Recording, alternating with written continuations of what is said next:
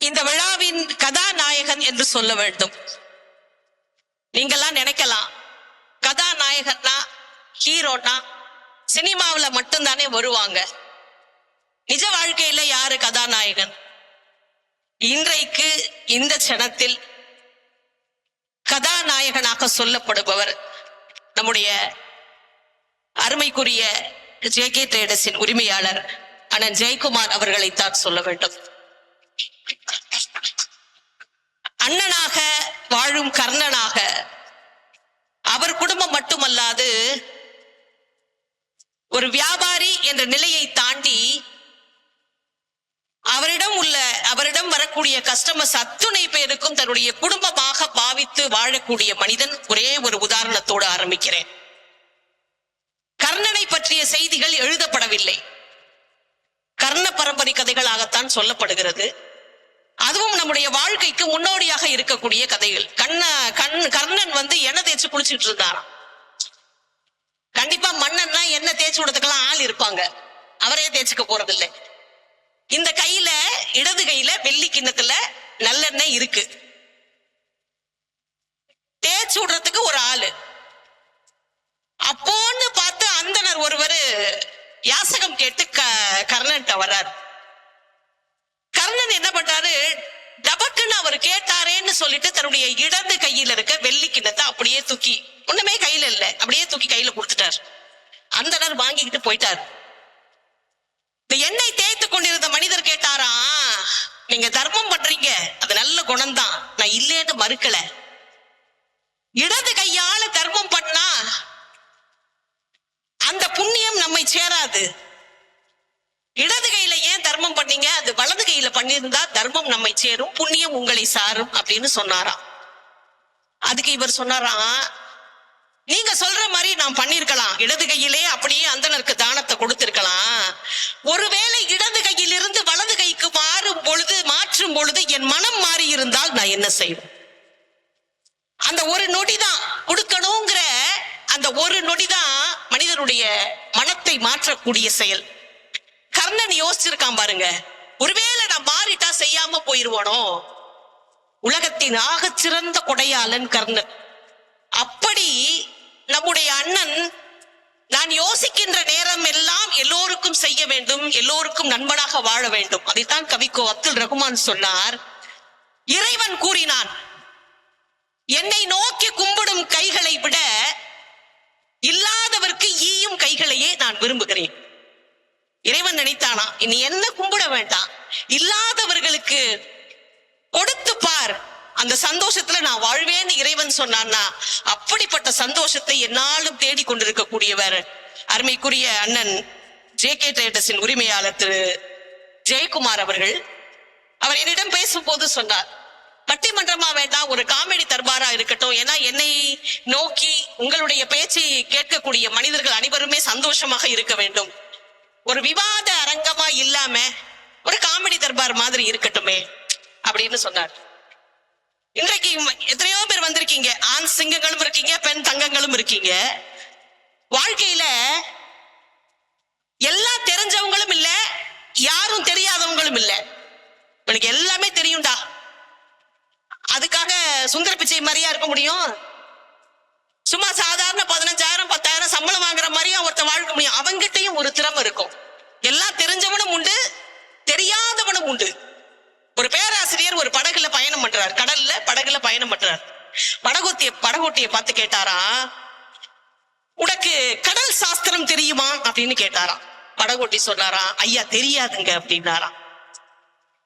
கடல்ல படகோட்டுற, கடல் சாஸ்திரம் தெரியலங்கிற, வாழ்க்கையிலுடைய கால் பகுதியை நீ இழந்துட்டயா, கடல் சாஸ்திரம் தெரியலங்கிற அப்படின்னாராம். படகோட்டி படகு ஓட்டிட்டு இருந்தாராம். சாயங்காலம் கேட்டாராம், உனக்கு பூமி சாஸ்திரம்னா என்னன்னு தெரியுமா அப்படின்னு கேட்டாராம். ஐயா தெரியாதுங்க ஐயா அப்படின்னாராம். படகோட்டி முடிச்சுட்டு வீட்டுக்கு தான் போகணும், பூமியில தான் வாழற, தெரியாதுங்கிற, பாதி நாள் வாழ்க்கையில கழிச்சுட்டையா போயா அப்படின்னாராம். ஐயா தெரியாதுங்க ஐயா அப்படின்னாராம். அடுத்து கேட்டாராம், அந்த இரவு கேட்டாராம், பயணம் பண்ணிட்டு இருக்கும் போதே, உனக்கு வான சாஸ்திரம் தெரியுமா? ஐயா தெரியாதுங்க ஐயா அப்படின்னாராம். வான சாஸ்திரம் தெரியல அப்படிங்கிற, வானத்தில் வரும் நட்சத்திரங்களை வைத்துதான் நீ கடலில் பயணம் செய்ய வேண்டும். அந்த சாஸ்திரம் கூட தெரியாத அளவிற்கு இருக்கிறாயா? அடப்போயா அப்படின்னாராம். மறுநாள் இரவு போய்கொண்டே இருக்கும்போது படகோட்டி பேராசிரியரை பார்த்து கேட்டாராம், ஐயா உங்களுக்கு நீந்தும் சாஸ்திரம் தெரியுமா அப்படின்னாராம். என்ன சொன்ன? ஐயா நீந்தும் சாஸ்திரம் தெரியுமா? அது என்னையா நீந்தும் சாஸ்திரம்? நீச்சல் அடிக்க தெரியுமாண்டாயா கேட்டேன் நானு. புயல் வந்துருச்சு, படகுல ஓட்ட விழுந்துருச்சு, தண்ணி முழுதும் படகுக்குள்ள வந்துருச்சு, நீந்திதான் நம்ம தப்பிக்கணும். நீந்த தெரியுமா? நீந்த தெரியாதே, மொத்த வாழ்க்கையுமே கழிச்சிட்டீங்க அப்படின்னா. யாரையும் தெரியும்னு எடை போட முடியாது, யாரையும் தெரியாதுன்னு நம்ம வாழ்க்கையில எடை போட முடியாது. புத்தியுள்ள மனிதரெல்லாம் வெற்றி காண்பதில்லை, வெற்றி பெற்ற மனிதரெல்லாம் புத்திசாலி இல்லை. இதுதான் வாழ்க்கையினுடைய பாடம் இல்லையா? வாழ்க்கை வட்டமா இருக்கோ இல்லையோ, மட்டமா இல்லாத சார், அதான உண்மை. நிறைய சினிமா பாக்குறோம், கதைகள் கேட்கிறோம், படங்கள் பாக்குறோம், கதாநாயகர்கள்லாம் பாக்குறோம். நம்ம வாழ்க்கைன்னா என்ன? சூரியவம்சம் படத்துல வர்ற மாதிரி 5 நிமிஷம் பாட்டுல வாழ்க்கையில உயர்ந்துட முடியுமா? உயர்ந்துட முடியாதுல்ல. ஒரு பெண்ணு, ஆணும் பெண்ணும் உரிய வாழ்க்கை. பெண்ணை பார்த்து எல்லோரும் பாராட்டுறாங்க. எல்லாருக்கும் 24 மணி நேரம் தான், பிரதமருக்கும் 24 மணி நேரம் தான், சாதாரண கடைக்கோடி ஊழியனுக்கும் 24 மணி நேரம் தான், ஜோதிக்கு 24 மணி நேரம் தான், நம்ம ஜேகேக்கு 24 மணி நேரம் தான், சாருக்கும் 24 மணி நேரம் தான். எல்லாரும் பாராட்டுறாங்க அந்த பொண்ணை பார்த்து. அழகா இருக்க, மகாலட்சுமி மாதிரி இருக்க, நீ வந்து நின்ன ஐஸ்வர்ய கடாட்சம் அப்படின்னு எல்லாரும் பாராட்டுறாங்க. புருஷன் வேலை நிமித்தமாவே வெளியில ஓடிடுறான். எப்பாவது வந்தா கூட பெண்டாட்டிக்கிட்ட சந்தோஷமா சிரிச்சு ஒரு வார்த்தை கூட பேசுறது இல்ல. எல்லாரும் பாராட்டுறாங்க, உரியவன் பாராட்டாலேன்னு அப்படின்னு மனக்குமுறல் அந்த பொண்ணுக்குள்ளே இருக்கு. இவன் வியாபார நிமித்தமா வெளியில போயிட்டு வந்து பெண்டாட்டி கிட்ட பேசுறதே இல்ல, ஒரு மனநோயாளி மாதிரியே ஆயிட்டா, வா சைக்காட்ரிஸ்ட போலான்னு கூட்டிட்டு போறான் பெண்டாட்டிய. இவனையும் கேள்வி கேட்கிறாரு, அந்த பெண்ணையும் கேள்வி கேட்கிறாரு. சைக்காட்ரிஸ்ட் ஒரு முடிவுக்கு வந்து 2 பேத்தையும் கூப்பிட்டு உட்கார வச்சு அவனை பார்த்து சொல்றாரு, நீ அழகா இருக்கிறாய், நான் உன்னை காதலிக்கிறேன் அப்படின்னு அந்த அம்மா கிட்ட போய் காதோரம் கிசு கிசுன்னு இந்த வார்த்தைய வாரத்துல 2 நாள் சொல்லணும் அப்படின்னா. சைக்காட்ரிஸ்ட் அந்த மனிதன்ட்ட. நம்மால் உடனே கேட்டாராம், வாரத்துல 2 நாள் எந்த நாள்னு சொல்லுங்க, இங்க கூட்டு வந்துடுறேன், எப்ப சொல்லணும் மட்டும் சொல்லுங்க அப்படின்னா. ஏண்டா சொல்ல வேண்டியவனே நீதானடா, நீ அழகா இருக்கிறாய், நான் உன்னை காதலிக்கிறேன், அதுக்கு டாக்டர்கிட்ட பீஸ் கொடுத்தா சொல்லுவான். நான் பல பேர் வாழ்க்கை தெரியாம ஓடிட்டா இருக்கேன் இல்லையா, என்னன்னு தெரியாம பல பேர் ஓடிட்டாங்க. 50 வருஷம் வாழ்ந்துட்டேன், ஒண்ணுமே இல்லை அப்படிம்பாங்க. அந்த அனுபவத்தை கூட சேகரித்து வைக்க மறந்து விட்டோம் நம்ம. இப்ப ஒண்ணு இந்த அவையில சொல்றேங்க, எல்லாருக்கும் உரியதா இருக்கும். எனக்கு 80 வயசு 20 வயசு மாதிரி தெரியணும். அட 20 கூட வேண்டாம், 50 மாதிரி தெரியணும். நரைமுடியே வரக்கூடாது, எனக்கு நரைமுடியே வரக்கூடாது, பாக்குறதுக்கு டிப் டாப்பா இருக்கணும், நான் என்னதான் ட்ரெஸ் பண்ணாலும் என்னுடைய இளமை ஒரு நாள் போகக்கூடாது அப்படின்னு ஒருத்தர் ஐடியா கொடுக்கறாருங்க. ஐடியா கொடுக்கறாரு, நீங்க யூடியூப்ல செக் பண்ணிக்கலாம். யூடியூப்ல வருதா என்னமோ தெரியல, யூடியூப்ல பார்க்கலாம், எங்கேயாவது பார்க்கலாம். நம்முடைய இளமை பத்திரமா இருக்கணும், நம்ம காசு செலவு பண்ணியாவது தேடுறோம் இல்லையா. ஆனா 2000 வருஷத்துக்கு முன்னாடி பிசிராந்தையார்னு ஒரு புலவர் சொன்னாரு. 80 ஆண்டுகள் ஆகியும் அந்த பிசிராந்தையார் புலவருக்கு நிறைய இல்லையா முத்துலட்சுமிக்கா, ஒரு நிறை கூட இல்லை. எனக்குலாம் இப்பதான் 2 ஆரம்பிச்சிருக்கு, நம்பிராதீங்க. அட இருக்கிறது ஒண்ணுதான், அது ஒண்ணு நிறைய, உண்மையாகவே நிறைய இல்ல. சொல்லிடணும்ல, நம்ம ஒரு பெண்ணா இருந்து சொல்லிடணும்ல. பிசிராந்தையார பார்த்து கேட்டிருக்கான், 80 ஆண்டுகள் ஆகியும் ஏன் உங்களுக்கு நிறைய இல்லைன்னா, இப்ப வாழ்றவங்களுக்கு ஆச்சரியமா இருக்கும்ல. கிழமை 80 வயசாச்சு, இன்னைக்கு 80 வயசுல ஆடி போயிடறாங்கல்ல. தெளிவா பதில் சொல்லாராம், மிக பல ஆண்டுகள் ஆகியும் மேனியில் நிறைய இல்லையே, இந்த நன்னிலையை எப்படி எய்தினீர்? நான் தமிழ்ல தான் பேசுறேன், பாதி பேருக்கு புரியறது இல்ல. தமிழ்ல பேசுனா, ஒரிஜினல் இங்கிலீஷ்ல பேசினாதான் புரியுது. மேனியில் நிறைய இல்லையே, இந்த நன்னிலையை எப்படி எய்தினீர் அப்படின்னு கேட்டாங்க. இப்ப வாழ்ற காலத்துல பொண்டாட்டி குழம்பு வச்சா கூட பாராட்டுறதுக்கு நம்மால் தயங்குறானே. இந்த குழம்பு நல்லா இருக்கு அப்படின்னு தயங்குறாங்க. ஆனா பிசிராந்தையார் என்ன தெரியுமா சொன்னாரு? ஏன் தெரியுமா எனக்கு நிறம் வரல? மாட்சிமை பொருந்திய குணங்கள் வாய்ந்த என் மனைவி அறிவு நிரம்ப வாய்ந்தவர். என்ன பார்த்து என் கணவர் கேட்டாரு, அறிவு இருக்கா ஜோதி அப்படின்னாரு. இருந்திருந்தா ஏன் மாமா நான் உங்களை கல்யாணம் பண்ணிக்கிறேன் அப்படின்னு. எல்லா பெண்களுக்கும் மைண்ட் வாய்ஸ் கேக்குது எனக்கு.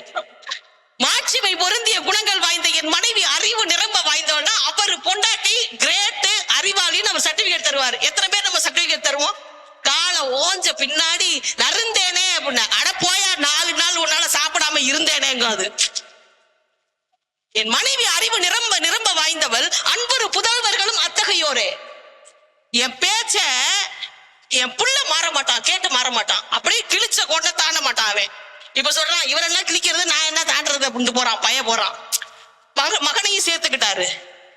என் ஏவலாளர் தாமும் யாம் எண்ணியது அவர் எண்ணும் இயல்பினர். இப்ப உள்ள பாட்டெல்லாம் கேட்க முடியுதா? அன்னைக்கு பாட்டு போட்டாங்க. நம்ம கேட்கக்கூடிய பாட்டு கூட நம்ம இளமை போகாம இருக்கணும்னா காதுல தேன் பாயிற மாதிரி இருக்கணும். இப்ப கேட்கக்கூடிய பாட்டெல்லாம் காதுல புல்ரோசர் நுழையிற மாதிரியே இருக்கு. அந்த சவுண்ட் இருக்கு பாருங்க. அன்னைக்கு அழகான ஒரு பாட்டு போட்டாங்க பாருங்க. அழகுக்கு மறுபெயர் பெண்ணா, அல்லை மலருக்கு மறுபெயர் கண்ணா, தமிழுக்கு மறுபெயர் அமுதா, அதை தருகின்ற இதழ் தங்க சிமிழா. பாட்டு கொடுத்தாங்கல்ல.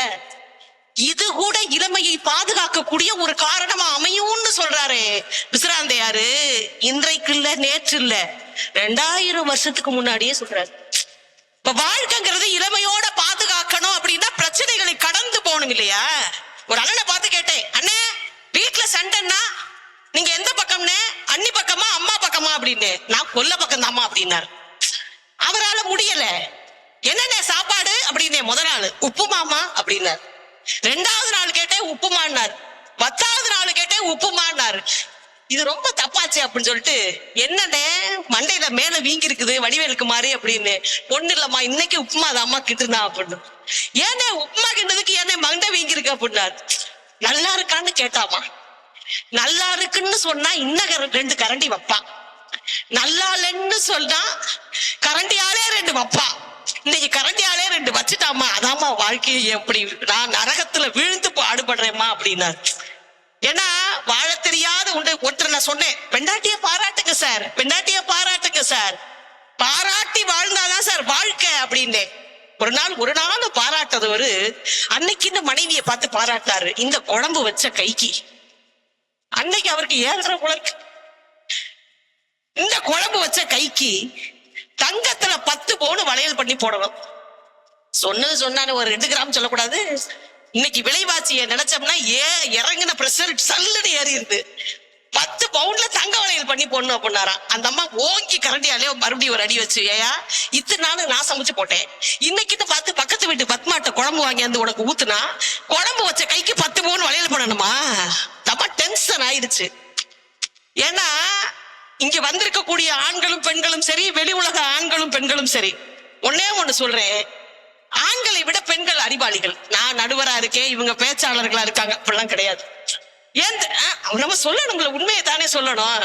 வீட்டுல எல்லாம் ஆப்பா இருப்பாரு, இங்கதான் வந்து ஆனாவார் அவரு நம்ம அண்ணன். வேற வழியில ஒத்துக்கொண்டுதானே ஆக வேண்டும். பெண்கள் அறிவாளின்னு சொல்லல. பெத்த தாய்க்கு கூட தன் பிள்ளை எங்க இருக்கான்னு தெரியாது சார். எந்த இடத்துல இருக்கா பிள்ளை அப்படின்னு பெத்த தாய்க்கு கூட தெரியாது. ஆனா யாருக்கு தெரியுமா தெரியும்? தன் பிள்ளை எங்க இருக்குன்னு கட்டின பெண்டாட்டிக்கு மட்டும்தான் தான் புருஷன் எங்க இருக்கான்னு தெரியும். நல்ல இடத்துல இருக்காரா, வீணா போன இடத்துல இருக்காரா, எந்த இடத்துல இருக்காருன்னு தெலப்பத்தி மாதிரி அந்த அம்மா அப்படியே கட்ட கண்டு. உண்மையா பொய்யா நீங்க சொல்லுங்க. உங்க மனைவிக்கு நீங்க எங்க இருக்கீங்கன்னு தெரியுமா? இல்ல உங்க பெற்றவளுக்கு உங்களுக்கு எங்க இருக்குன்னு தெரியும், நீங்க எங்க இருக்கீங்கன்னு தெரியுமா? மனைவிக்கு தான் தெரியும் எங்க இருக்கேன்னு தெரியும். எங்க இருக்க போன் வந்த உடனே நான் வந்துட்டேம்மா அப்படின்னா அம்மாட்ட பேசல, வீட்டுக்காரம்மாட்ட பேசுறாரு. நம்மளே கண்டுபிடிச்சிடலாம் பஸ் ஸ்டாண்ட்ல நின்று பேசும்போது. ஒரு கணவன் மனைவியும் அழகான கணவன் மனைவி, நல்ல தம்பதியர். அவங்க 10வது மாடியில இருந்து இறங்குறாங்க. 5வது மாடியில ஒரு அழகான பொண்ணு ஏது. நம்ம ஆளுக்கு அழகான பொண்ணு கிளி மாதிரி மனைவி அமைஞ்சாலும், கிளி மாதிரி மனைவி அமைஞ்சாலும் மொக்க பிகரை பார்த்து சைட் எடுதான் சார் மனசே ஆறும். நம்ம ஆளுக்கு அழகான பொண்ணு 5வது மாடியில ஏறுது. நம்ம ஆளு பாக்குறாரு, சிரிக்கிறாரு, லுக்குறாரு. அப்படியே அந்த லிப்ட் 5வது ஃப்ளோர்ல இருந்து கிரவுண்ட் ஃப்ளோர் வர்றதுக்குள்ள 1/2 மணி நேரம் டூயட் சாங் கூட பண்ணிட்டாரு. கிரவுண்ட் ஃப்ளோருக்கு லிப்ட் வந்துருச்சு. வந்த உடனே அந்த பிள்ளை ஓங்கி ஒரு அறை இவன் கண்ணத்துல. சத்தம் போடாம நம்ம ஆளு வாங்கிட்டு வெளில வந்து, ஏய் உனக்கு முன்னாடி ஏண்டி இன்னொருத்தி என்ன போட்டு அடிச்சா? அந்த அம்மா சும்மா வீட்டுக்கு வாங்க அப்படின்னுச்சு. வீட்டுக்கு வர்ற வழியிலேயே தாங்க முடியல துரைக்கு கோவம். ஏண்டி அந்த புள்ள என்னைய போட்டு அடிச்சுச்சு? சும்மா வீட்டுக்கு வாங்க அப்படின்னுச்சு. வீட்டுக்கு உள்ள வந்த உடனே நம்ம சிங்கக்குட்டிக்கு கோபம் தாங்கம்ல. என்னாடி நான் பாட்டு கேட்டுட்டு இருக்கேன், எதுக்கடி அந்த புள்ள என்னைய போட்டு அடிச்சா அப்படின்னு இந்த அம்மா சொல்லிச்சு. சும்மா இருங்க, நீங்க விட்ட சொல்லு பொறுக்க முடியாமதான் அந்த புள்ள இடுப்ப நான் கிள்ளுனே, நீங்க கிள்னீங்கன்னு நினைச்சு உங்களை அரைச்சிட்டு போயிருச்சு அப்படின்னுச்சான். ஏனென்று கேட்டால் அப்படியே இந்த மின்சாரம் சம்சாரம் மின்சாரம் ஏன் சொன்னாங்க? மின்சாரம் தொட்டாதான் சாக்கடிக்கும், சம்சாரம் தொட்டாலே சாக்கடிக்கும், தொட போகையிலே சாக்கடிக்கும். ஆமா, தொட்டதுக்கெல்லாம் அது சாக்கடிக்கும். ஏன் நம்ம அப்படி உயிரை வாங்குறேன்னு இப்படி ஒரு வாழ்க்கை கலந்த வாழ்க்கை முறையில நீங்க அடிக்கடி கேள்விப்பட்டிருப்பீங்க.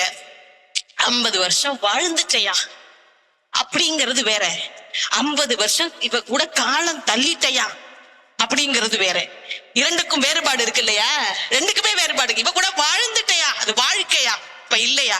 50 வருஷமா காலம் தள்ளுறேன் தம்பி, ஒண்ணும் முடியல ராசா அப்படிமாங்க. பாத்தீங்களா?